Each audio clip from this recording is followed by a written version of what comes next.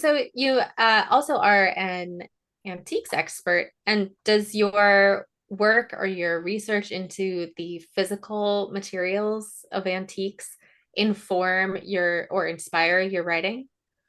Yeah, all the time. I mean, that was one of the advantages and why I'm kind of drawn to historical is because I have seen literally tens of thousands of items from those periods, and they're pretty normal here in the UK at least.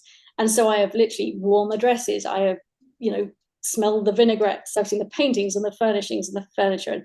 And so I've got a really good grasp of that, I understand it. It feels pretty accessible.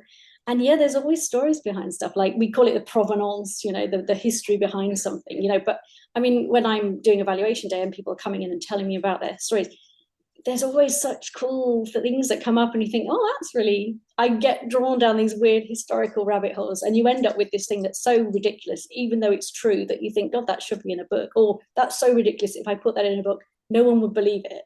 Which I've done. I mean, a lot of my stuff has been sparked by a real historical event or something that I just thought, that's really cool. Like, I'm going to write that into a book. Yeah.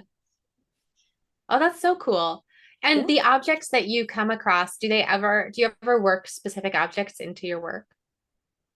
Yeah, quite often. Like maybe not the actual object, but certainly things I've seen. Like a couple of months ago, I'd always wanted to see one in person. There were these tiny little, it's like the size of an orange. It's a pocket globe that literally it was like a tiny little globe and it had like the world as they knew it in like 1820 or something with like Captain Cook's voyages. And then there were literally the North America was like parts unknown, like they'd never been to it. And then Australia was like Van Diemen's land. I mean, it was really, really cool. And so I put that in one of my books and, all kinds of stuff. Like it's amazing what sparks an idea. Yeah, and you can get so specific if you know all those tiny little things. Yeah, yeah, yeah.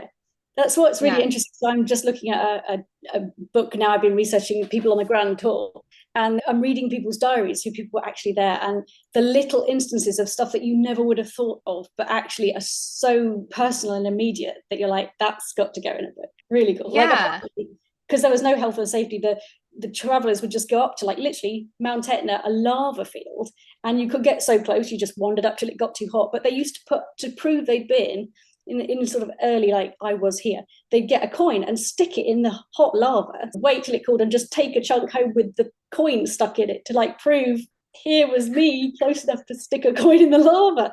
I mean, like, I'd never even heard of that, but that was such a really cool little nugget that was like, I never would have thought of that, but that's going in a book. Like, I don't know why or how, but it's going in.